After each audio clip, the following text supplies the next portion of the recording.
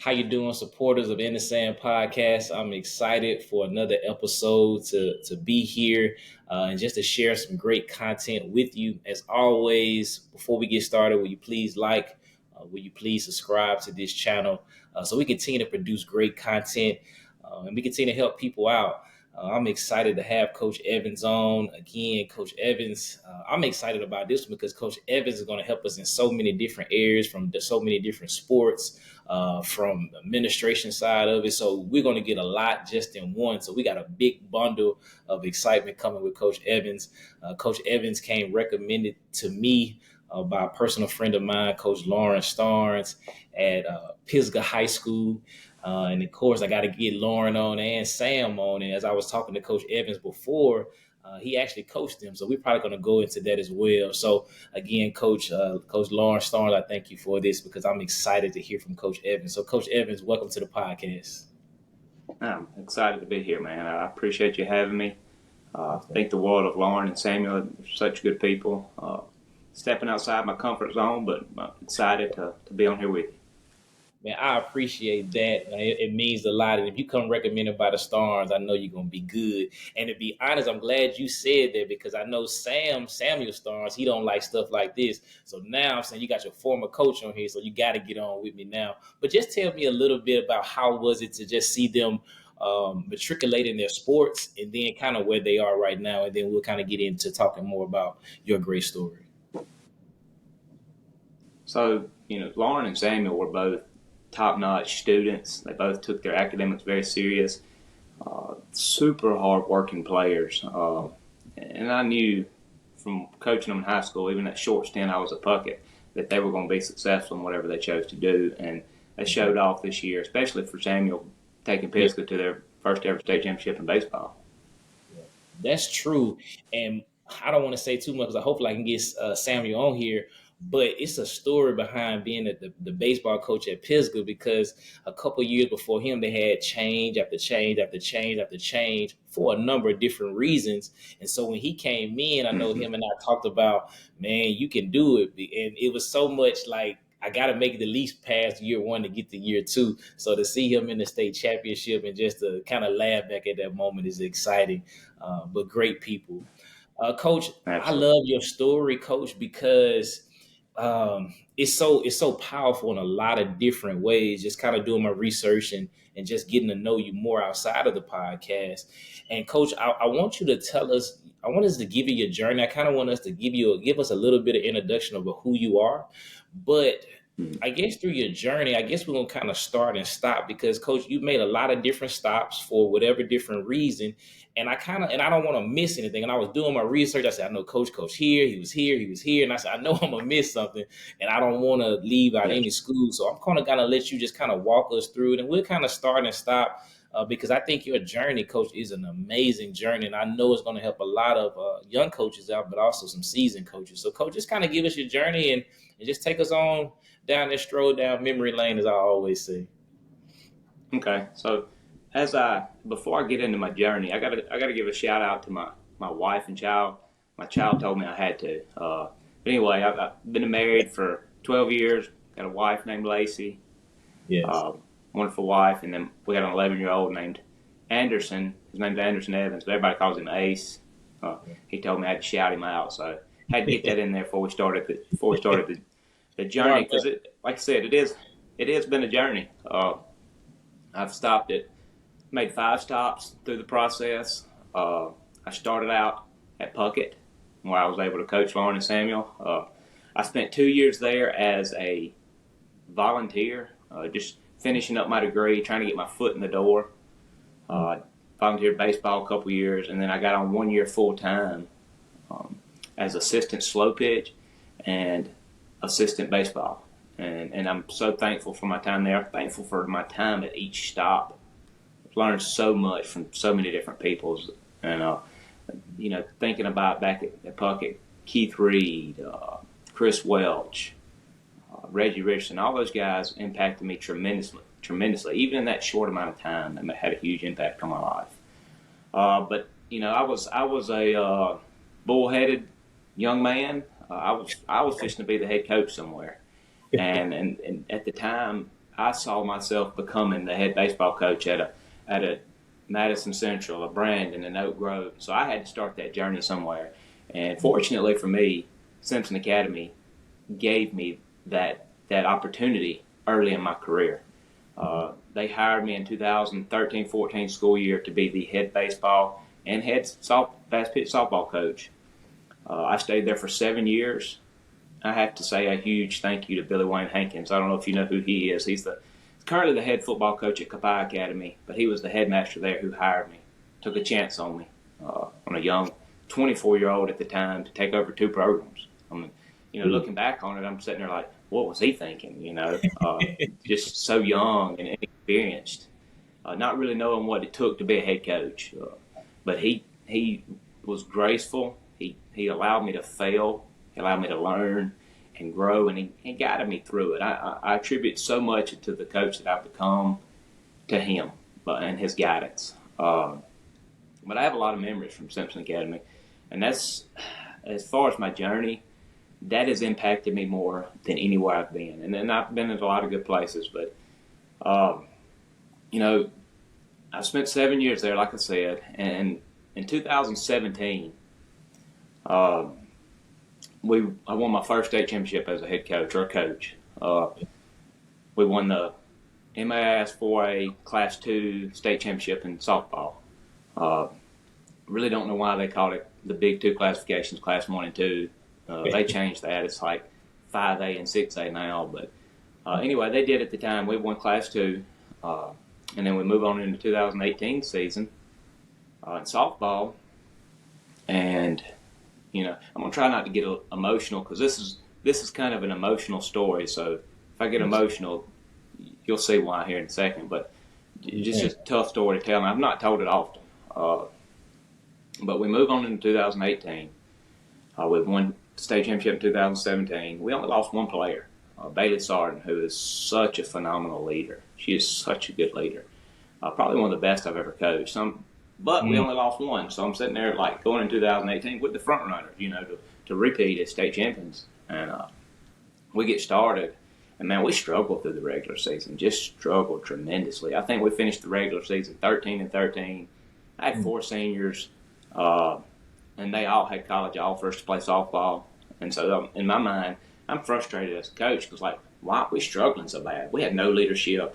Nobody had stepped up at the time. We're just kind of, team chemistry was bad.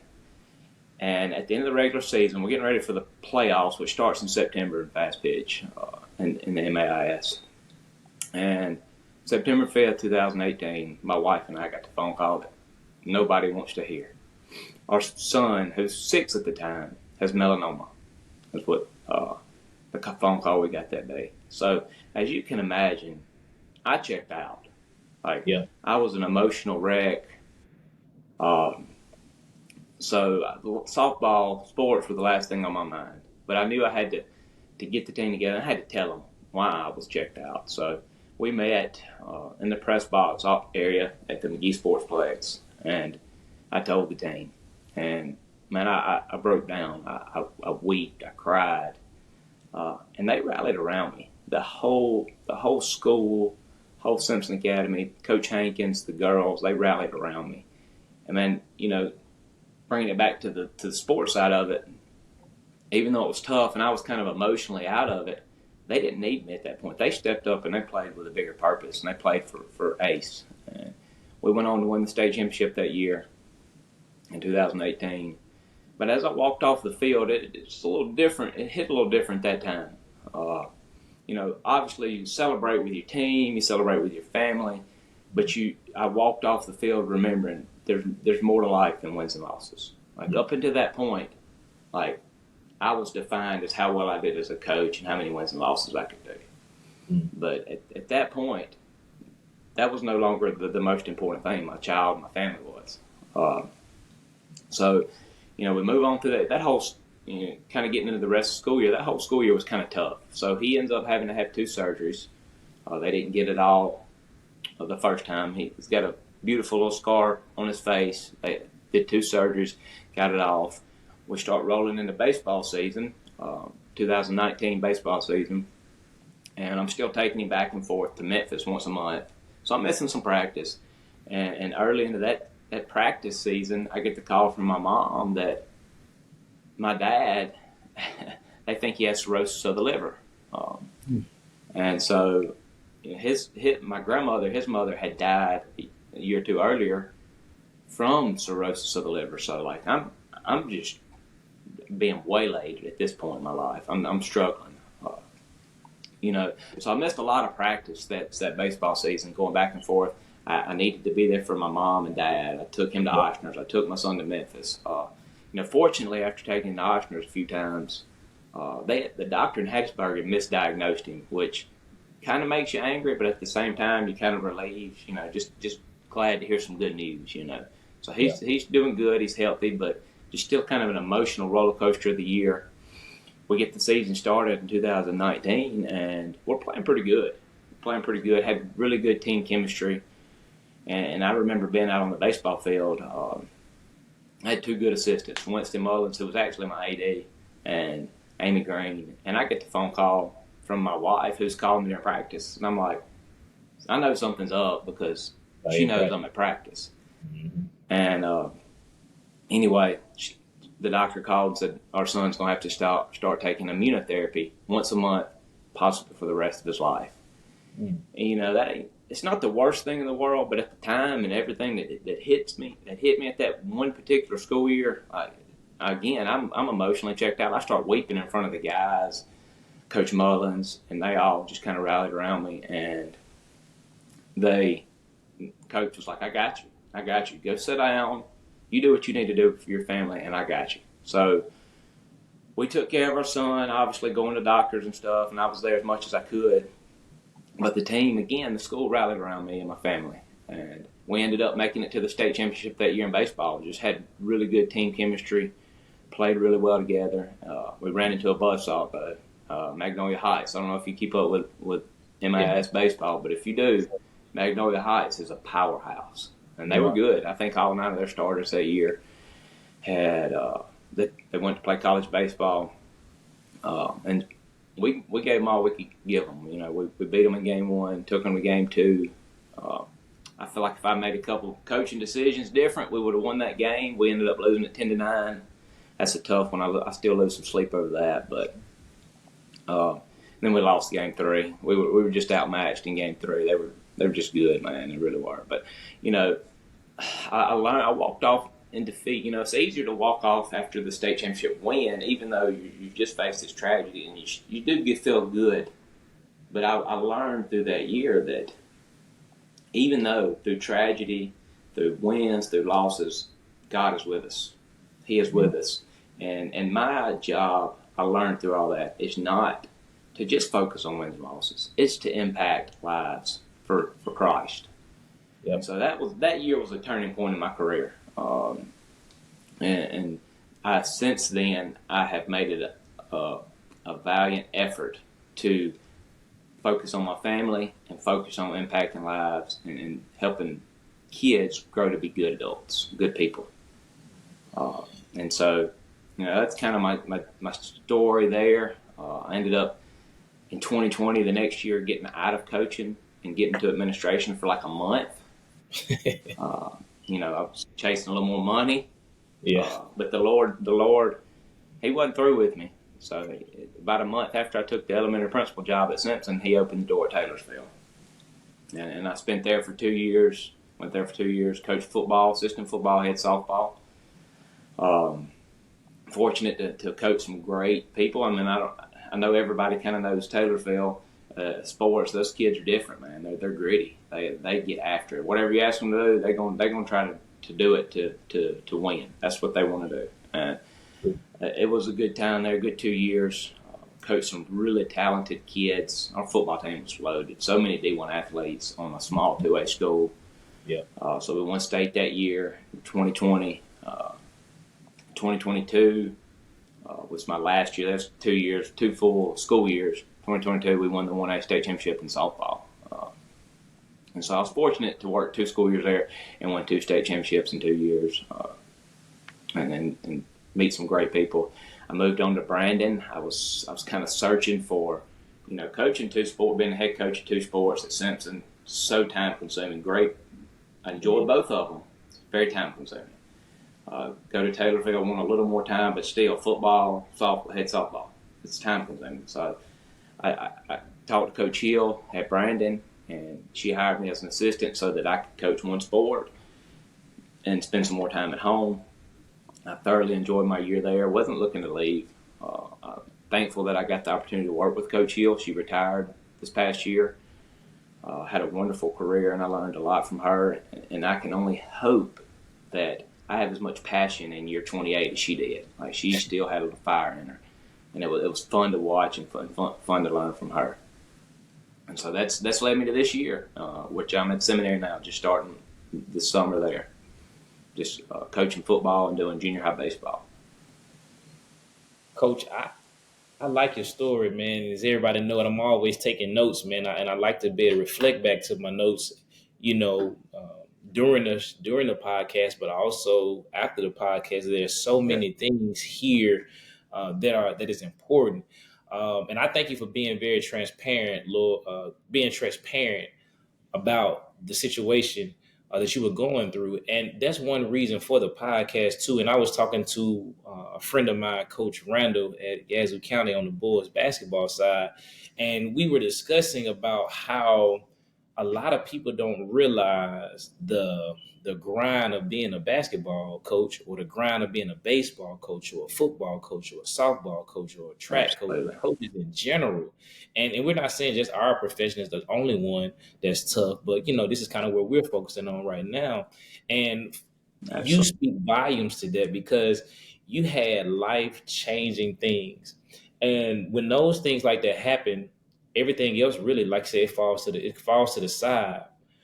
But you still have a purpose, and kids depend on you. And one thing I like, and I'm really hoping that this podcast can do, is bring more people together, because you said it, you had a community behind you, you had a coaching staff behind you. As the song says, it's good to have a shoulder to lean on.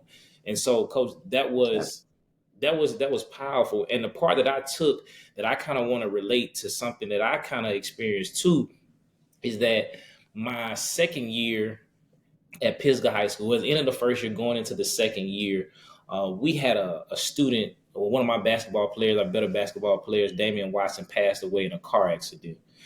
And when that happened, Coach, there were some things that transpired that I would love to do again differently, and I'll probably share it once I kind of do my podcast. But I want to, like, it was we had an argument in the gym that day.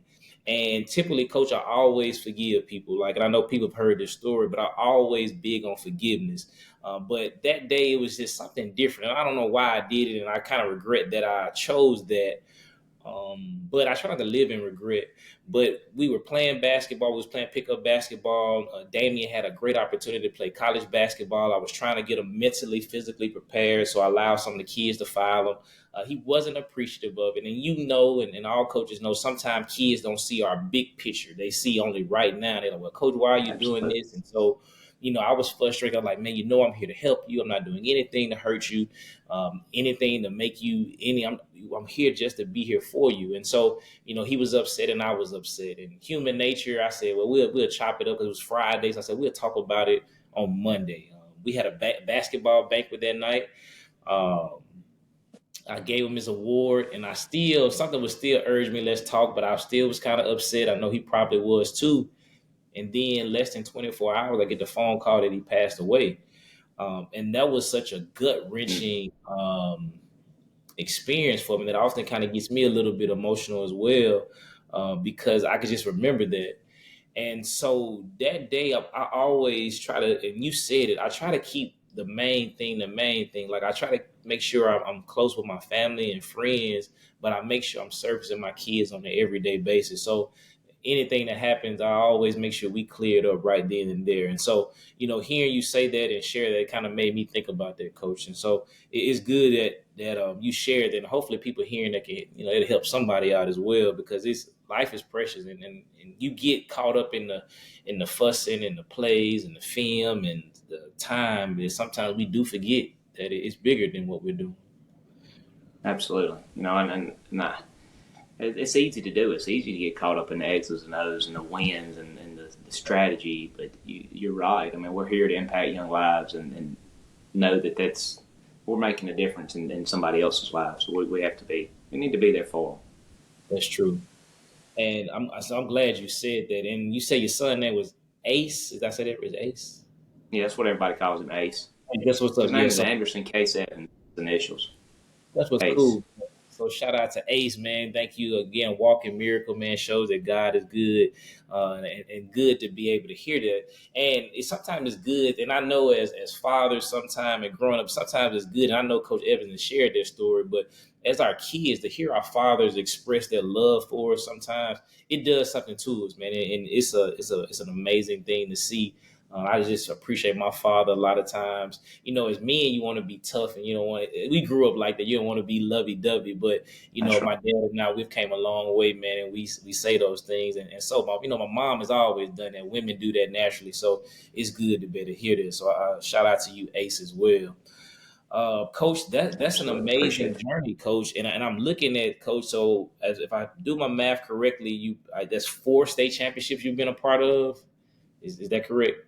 Yes, sir. Three as a head coach, uh, one as an assistant, and I was actually fortunate enough to win 2 as a player. So, Okay, man. I've coached in 3 more that I've ended up losing. I don't like to talk about those though. So that means, Coach. So that means you won 4, played in 7. So you've been a part of 9 state championships, Coach. That's an amazing. That's amazing. Where did you win your state championship, and where? What sport?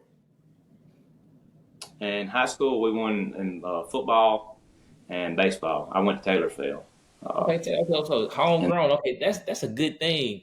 I'm glad I didn't know you went to yeah, Taylorsville, man. So, well, let's talk about Taylorsville. Then I jump graduated right. in '06. What year? '06. Oh six. Okay. So, Coach, so that means, so let me ask you this then. When you went back to Taylorsville, what made you? Well, I'm not gonna say what made you because you kind of discussed it. I'll just say this: was it any pressure going back to a place where people knew you and coached there, or was it more just like a dream, just a dream come true to just coach back in the grassroots where it really made you a stronger player? Well, Taylorsville is a special place to me because it's where I grew up. But I will say there was a little pressure, and reason being is, I mean, my dad and my uncle are kind of local legends. Uh, Mhm. uh, I was talking to Timmy Moffitt, played for the Oakland Raiders and the Los Angeles Chargers years ago. He was my dad's running back, and he come back and was telling me best athlete that he's ever seen was my dad. And I'm like, oh, Les, And then my uncle's the same way. My uncle's the head coach at Seminary now, and he's the same way. He's won 9 state championships. He was a starting quarterback at Taylorsville, 44-1. So I grew up walking in their shadows, and I go back into that. I felt the pressure to win. Not only that, I felt the pressure to win, but I followed in the footsteps of my college roommate and best friend, who was the head softball coach there too, right before me. His name is Mason Grissom. He's a stringer now, but I saw that. he had the softball program rolling. So it wasn't like I was going somewhere that was from the ground up, building it from the ground up. Like they had already established. He had already won 2 state championships in softball. Yep. And so and when he called to talk and told me what team he had back, he's like, "Dog, you're gonna win state championship one year. At least one year you're gonna win one." So I'm like, "All right, I gotta make it happen." I can't let that not come true. So that was a little pressure, and I felt it. I definitely felt it in year 2 when we moved down from 2A to 1A. I felt it, and I think the girls felt it too that year because they thought we should roll through it too, and we kind of did roll through the South pretty good. And Vardaman was pretty tough though. But anyway, yes, to answer your question, yes, I felt some pressure. But if you don't, in my opinion, if you're somewhere where there's no pressure or expectations, then you're not in the right spot. You should embrace some expectations and a little pressure because that's what's going to make us better. It's what's going to make us push ourselves.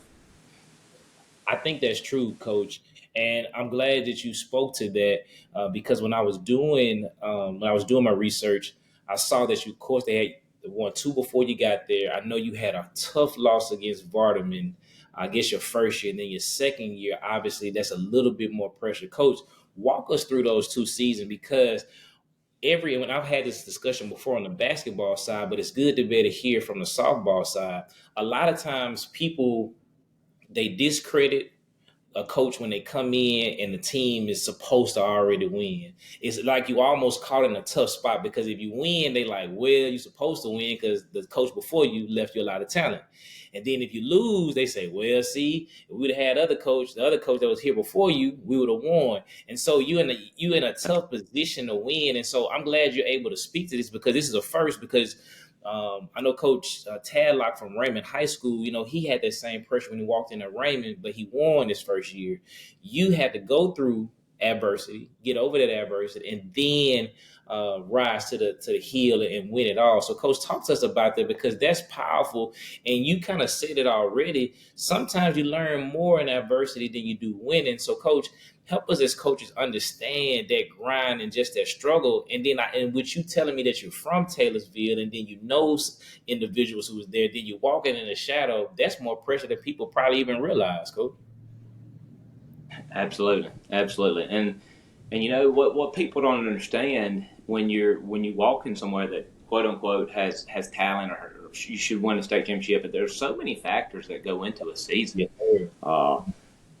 Team chemistry, leadership, injury, various different things. A kid may have changed from year to year. Maybe her or his passion isn't sports anymore. Maybe it's a guy that they met, or volleyball now has entered the picture. Just various different things happen. We talking about kids, so you go into that, and then I kind of have that mindset. Like I said, I've been at Simpson as a head coach for 7 years, so I kind of knew what to do. I mean, I'm not gonna say I'm an expert in it. I'm always trying to grow and get better, but I had an idea.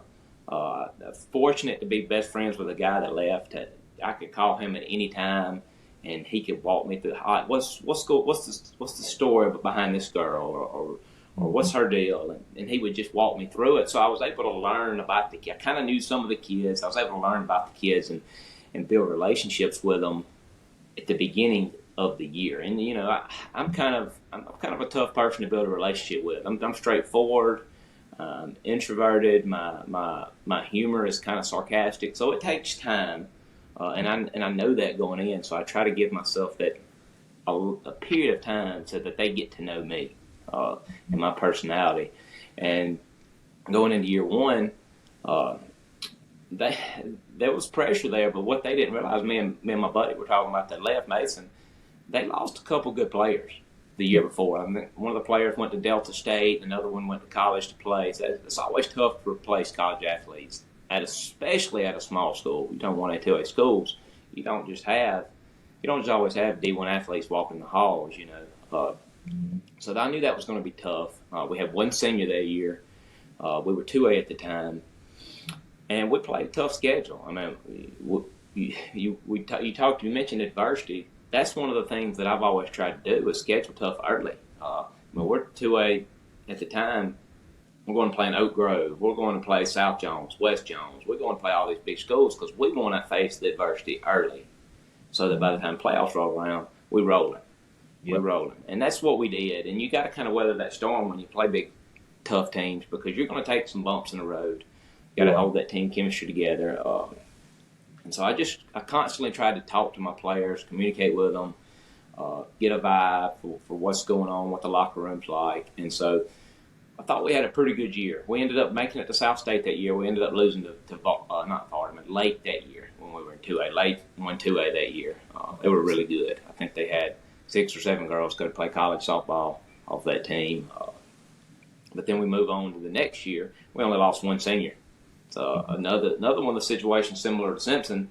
The one senior we lost was a good leader, Macy Ainsworth. She was a really good leader. She bought into what I was trying to do early, and so I knew we had to replace that. But in my mind, I was going back to 2017-18 at Simpson, where I had to teach these group of, I had 5 seniors coming up. I needed to teach them how to be a leader. So I started there early. I was like, all right, we're going to have leadership meetings once a month to teach y'all how to be leaders. Yeah. So to me, that was the biggest thing going into that season. teaching them the players how to be leaders so that they could be player-led team and not just a coach-led team. And that way, when we got in those big moments, they're on the field playing, and they could lead each other and they could be there for each other. And so we go into that season, and we were actually crew. Like I said, we played a tough schedule early. We managed it, and then we kind of rolled through our district in 1A.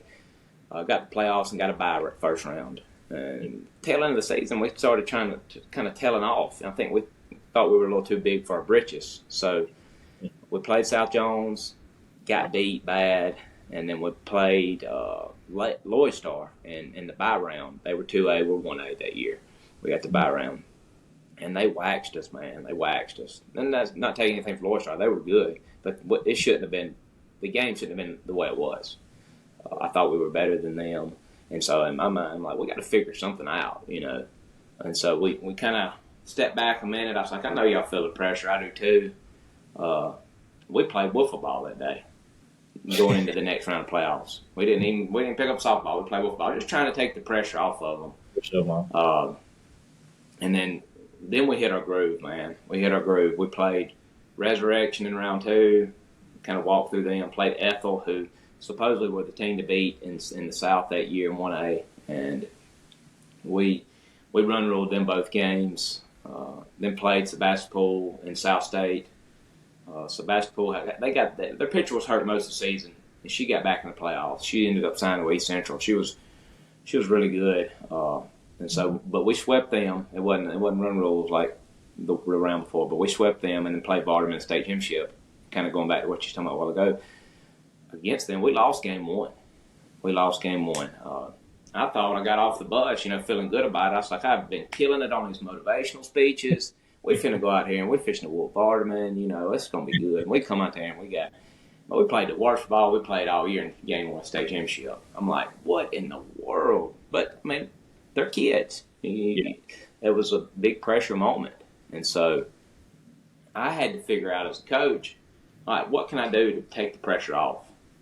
So we pull up at game 2 in the state championship and down 1-0 to Vardaman. Vardaman was good too. Now their catcher signed with North Alabama, pitcher signed with McNeese State. I think the shortstop signed with Northwest Community College. They were pretty good.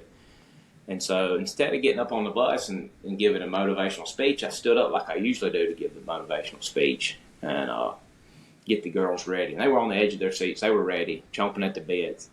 And I just looked at them and I said, what did the punching bag say to Britney Spears? And they looked at me. And I just acted like I had a microphone, and I broke it down. I said, hit me, baby, one more time. And that out, man. They fell out. But it broke that ice. It relieved some of that tension. And we went out and played really good. We played back to the way we had been playing, and then won games 2 and 3 and won 1A that year. Coach, I might have to steal that one, man.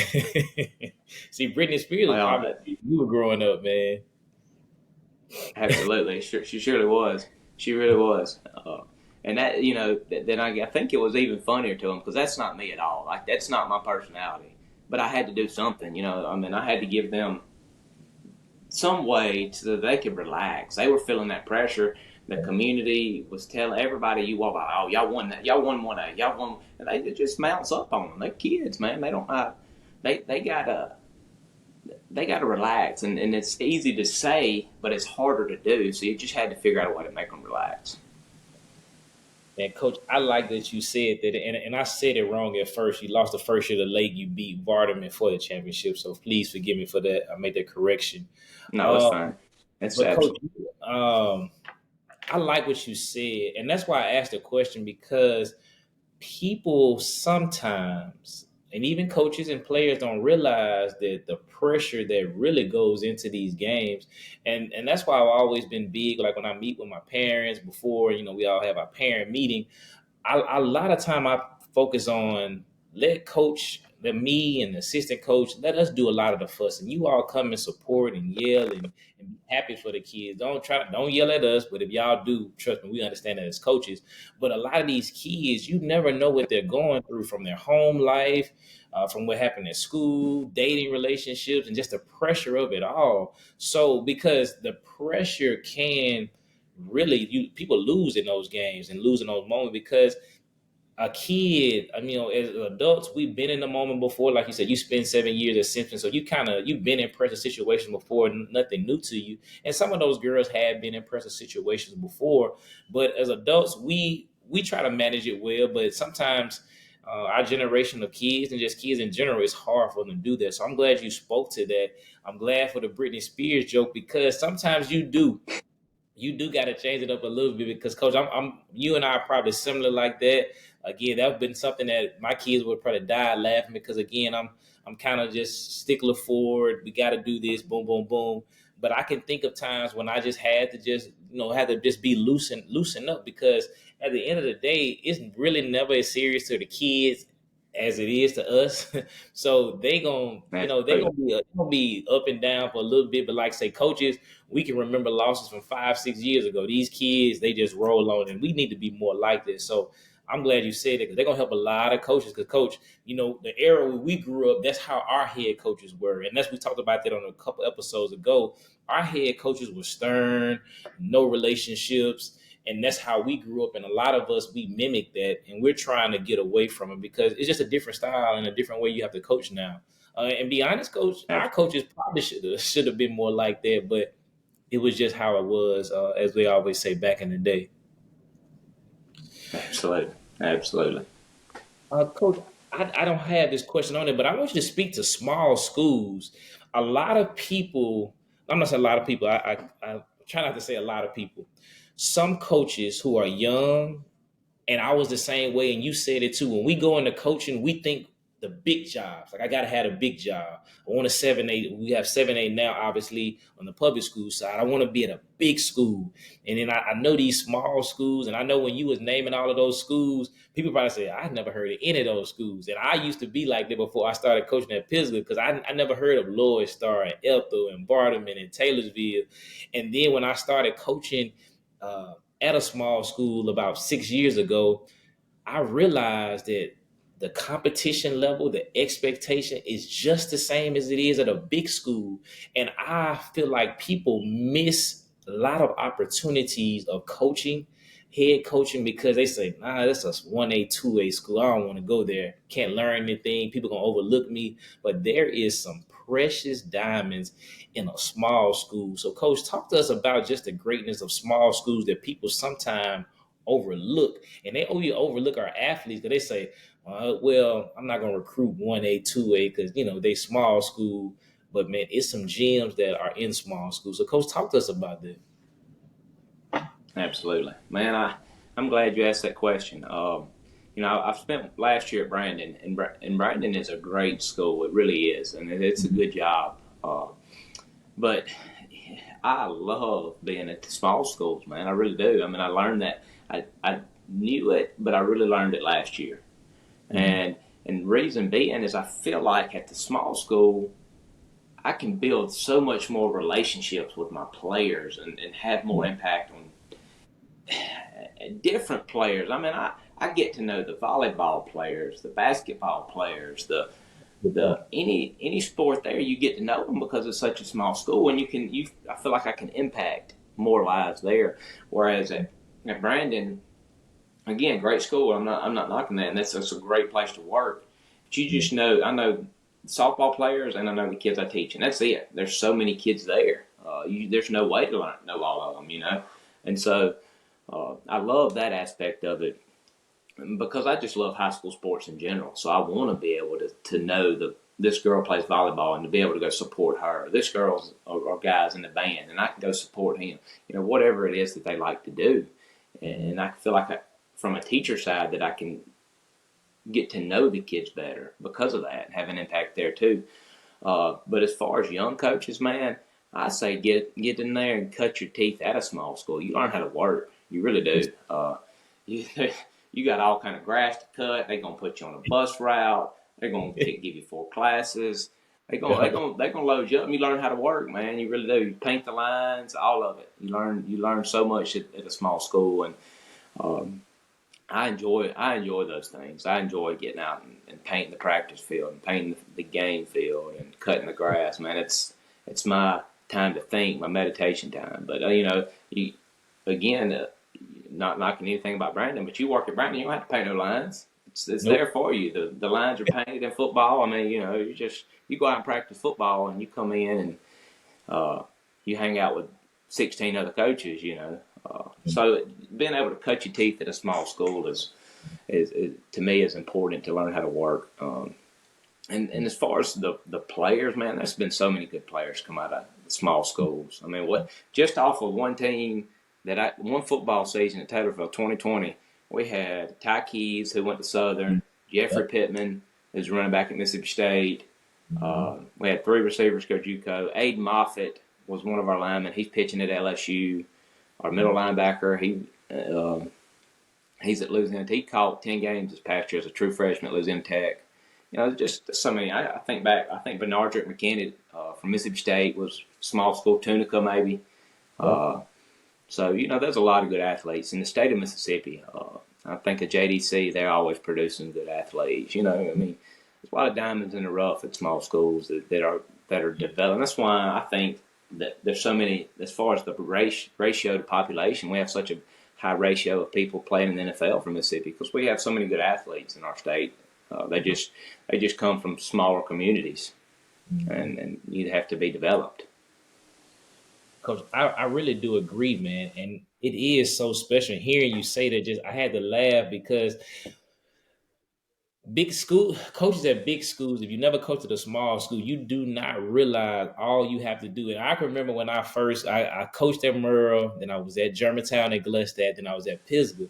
So everything was done for us. So when I saw our football coaches, like they taught PE like on Thursday, so they would have to go, take the PE class to the football stadium. And I was in my office. I'm like, man, where y'all going? They're like, we got to paint the field.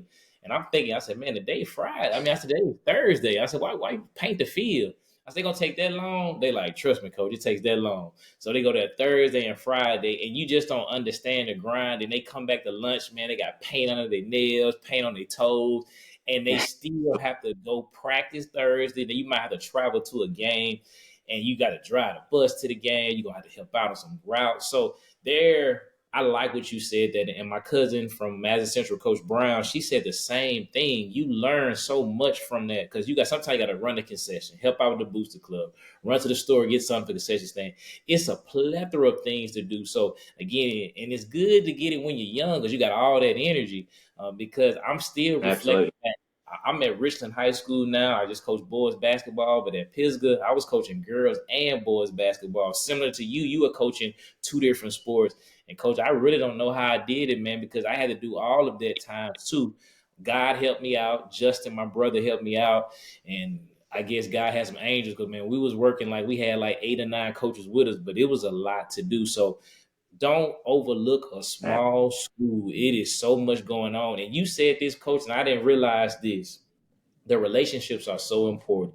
You're right. I can remember like when you were there for a long time, you almost know the kids from 5th grade all the way to 12th grade because especially if you're in an attendance center, everybody's on that campus. And once you start the sub route, and you really become ingrained. So the relationship part is a key. So thank you for sharing that. I forgot about that. Absolutely. Yeah. So, Coach, I'm going back earlier to what you said when we first started the podcast, is just addressing volunteer. Because I was a volunteer when I first started, because again, that's kind of a way you got to get your foot in the door. But a lot of individuals who enter this coaching profession or teaching profession, they don't understand about sacrifices that you have to make. In this profession of coaching, you have to make sacrifices from sacrifice with your family, your time. Unfortunately, sometimes we sacrifice our health because we're up late at night or we're eating junk food because nothing else is open because we're coming home from a late game. So in anything that you do in this game, it takes sacrifice. So coach, just talk to us about the sacrifice and just volunteering and why is this so important? Yeah. So kind of like you said, a lot of coaches, young coaches now, don't really realize the sacrifices and the things they need to do to get a big job. They just want to come out and they want to get the big job. Kind of going back to when I volunteered. I actually had to volunteer and get my foot in the door somewhere. I couldn't find a job. My wife and I lived in Flowood. There wasn't a lot of social studies PE jobs out there at the time. My college professor actually told me I needed to get endorsed in something else because there weren't a lot of those right now at that point in time. And so I made a connection, and I volunteered for 2 years just trying to prove myself that if they had a spot come open, that I deserved to be in that spot. Yes, sir. And, once I got that spot, I had to hold on to it too. Talking about those other sacrifices, like I volunteered to drive bus routes. I volunteered to work the play clock when I wasn't coaching football. I volunteered to work the play clock. Just various different things because you almost want to make yourself, I guess, indispensable is the word that I'm looking for. You want to make it to where they can't let you go because you're valuable. And I learned to do all that through volunteering and just wanting to make sure that I was the guy for the job. And I needed to earn it. And you get yourself on a good note with your bosses, your administrators, and your coworkers when you're willing to volunteer and to help and to drive that sub bus route because you don't really have nothing going on that afternoon. I mean, there's times where you can't, but when you have time, make yourself available to do some of those things. Help work a concession stand. I've done it all before. I've done just about every job in the school, and your administration will appreciate you if you learn to do those things. They will, Coach. Coach, you speaking a lot of facts, man, and I know our followers of the podcast are listening and taking notes as I am because if I would have known half of the things that I'm learning just from you and just learning just through my journey and just through hearing other coaches' stories, man, I'll be so much further along. And that's why we really need to get together as coaches and just talk more, Coach, because you and I are just sharing stories that have helped that 24-year-old. Because, like I said, Coach, you became a head coach at 24. I was an interim head coach at 24. And I can only reflect back to, man, I know for sure I only knew limited stuff. And if I would have just known these things, it doesn't matter. I can't imagine where I would be now. And so what I want to do to give back to, those coaches are coming up behind us. And I know you and I are not very old, we're in our 30s, but I want to help somebody else out, and hopefully they'll be a whole lot better because these are the stories. These are the examples that you need to know because, Coach, I guarantee, because I'm one of those kids, a lot of coaches do not realize that you got to cut the grass and they ask you to volunteer that route. And you want to say no, but you got to help out and they just don't understand. I know when I first got to Pisgah, they talked about I was the one that was going to have to do the waxing of the floor and sanding it back down. I said, man, I don't even know how to do that. And they was like, well, the coach before you, he did it himself for 6, 7, 8 years. I'm like, man, this is due to me. I'm going to have to hire somebody. So I thank you for sharing that. Coach, as we begin to wrap up, I don't want to leave seminary out, man. I know a lot of people are on here and they're going to be watching this episode. And a lot of times people love to hear the name, love to hear their city. And I don't want seminary to be jealous because he talked about Puckett and Simpson and Brandon and Taylorsville and he left us out. Coach, talk to us a little bit about seminary. Seminary is a rich inheritance in the education side, always in sports as well. Just talk a little bit about, your administration, maybe the community, your head coach, and then kind of just lean and kind of talk about football as we kind of begin to wrap up. Because I know this is your first year here, at seminary, obviously, and you continue to grow in the program. So just kind of talk us a little bit about seminary. Okay, so I started at seminary in June. I've been in charge of the weight room, kind of going to be the co-defense coordinator, being Coach Dalton. And I've already grown to really love seminary in my 2 months there. It's such a great community, people willing to help. Administration's been good so far. And the kids, though, man, they have bought in. The kids have been a blessing to work with. And kind of, I guess I kind of need to tell how I ended up at seminary to be able to really tell you about seminary because I've been there such a short time. I was at Brandon. I wasn't trying to leave, but the head coach reached out to me to come work with him. And obviously, at Brandon, I'm coaching softball. I'm not even coaching football. But I'd worked with this coach he's actually family, which is the big reason why I made the move was family. But so he reached out, and I just began to do what I always do when an opportunity presents itself, and that's pray. I want to do what the Lord has for my life. I want to go where He leads me. And so as I began to pray about it, again, I wasn't really looking to leave Brandon. It's a great school district. Rankin County is a great place to work. But the Lord laid two things on my heart. One, I wanted to be able to free my springs up to coach my son's travel baseball team, because I've been doing that the last 2 years. I've started a travel baseball team. We actually call it the BTB race. BTB is bigger than baseball. I want to teach them about life.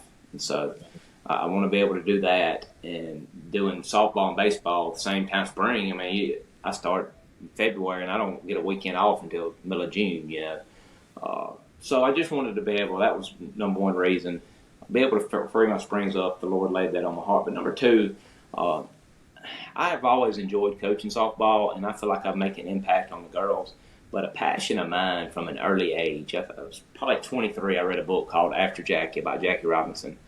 And in there it gave some statistics, and the Lord really laid it on my heart. Like, we have a society where we live in a fatherless society.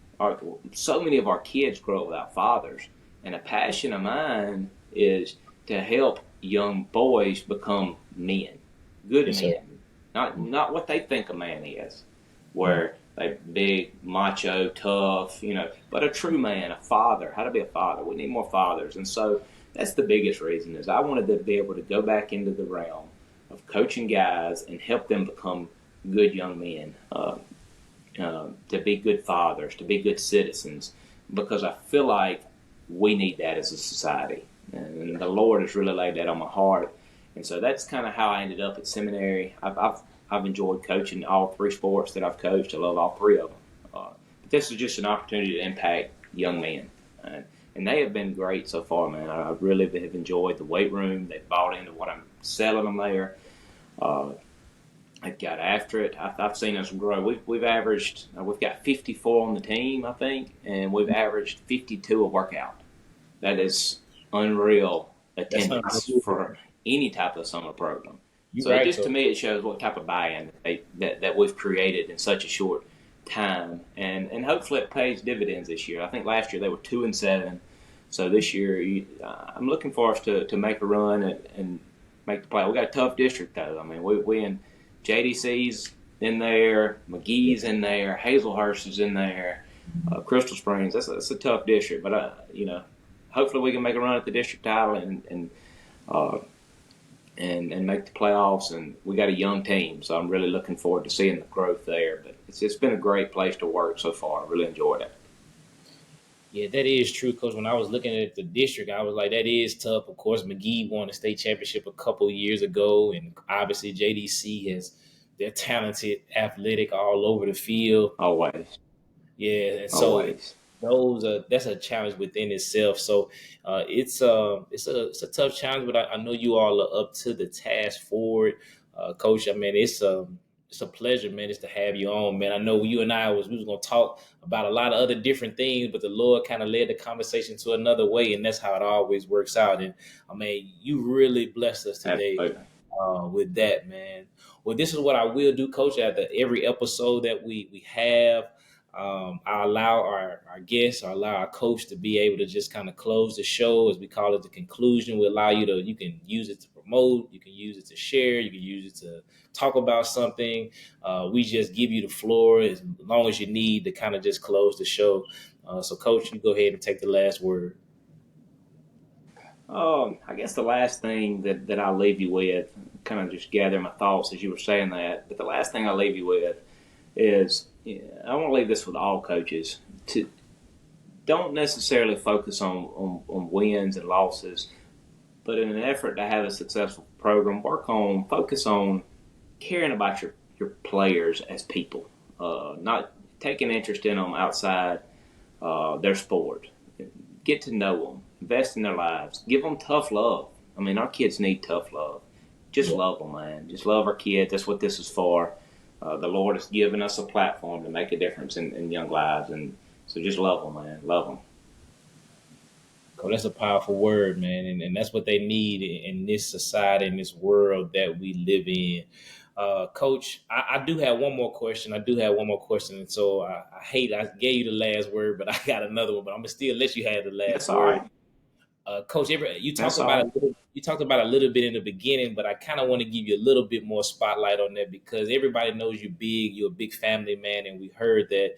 And just Coach, just talk a little bit of why your family is important. I know your family is watching. I know you shouted them out in the beginning, but again, I wouldn't do it justice if I don't allow you to talk about your family more because family is when you think about Coach Evans, you think about family. So, Coach, just give them a little bit more shine, and then we'll begin to wrap up. I appreciate that. I hope that people do see that I'm a family man. And in this business, it can be tough to focus on your family. I mean, we can get wrapped up, and you don't do it intentionally, but Yeah. you can get wrapped up in that and let the job consume you. And so, like we talked about with my story in 2018, life hit me. It hit me. But thankfully, my son's healthy. He's doing good. He's playing baseball. We're going into football season, so he's doing well. But it just changed my perspective on things, and I did. I began to focus more. I still focus on my job. I love my job, but I did a few things to try to change it up where I wasn't consumed by it, and it was not just 24/7. I'm focused on my job. I'm focused on my job while I'm there. Now I want to do it when I'm out. I want to focus on my family too. So the first thing I did was take my work email off my phone. Uh, All right. I leave work at work. I mean, it's so easy. If you got your email hooked up to your phone and it dings, you're gonna check it. You're gonna check it, and then you got a mad parent that's emailed you, and now Yep. you've taken away from your family dinner because you mad about the parent that's contacted you. And so I just took my work email off my phone. I check work. I leave work at work and check my emails there. Uh, and with that though, when you do that, you got to be productive while you're at work. So I wake up early, and I start my day early. Depends on what time I have to be at school. When I was a head coach at Simpson, I woke up at 4:30. Taylorfield, I woke up at 5. But I'm starting my day. I'm doing a devotion, and then I'm starting to map out my day. I'm getting my thoughts together. What do I need to do that day? And so my goal is while I'm at work, I'm going to be as productive as I can be while I'm there, so that when I leave, I feel good about my day and I can come home and focus on my kid or my wife because they need my love too. All those kids at school need our love, but my family does too. And I think that's important to live the same standard and the same values at home and at work, so that I can do those things and I can be the type of person that I need to be and want to be for my family and for my kids. And so that's kind of what I try to do, and I think that we just have to focus on our family, man. They need it. I love my family, and I hope that helps somebody else down the road, because you hear so many divorces nowadays, and Yeah. people getting consumed in their job and it just taken away from their marriage. And so hopefully it helps somebody. That's just what I do, and I love my family, man. I do. So, Coach, talk about this then. Um, the coach's wife. We haven't talked about this, so this is a new topic, and I guess, Coach, you bringing the greatness out of them. I know we got to wrap up, but share a little bit about the importance of having somebody who really supports what you do.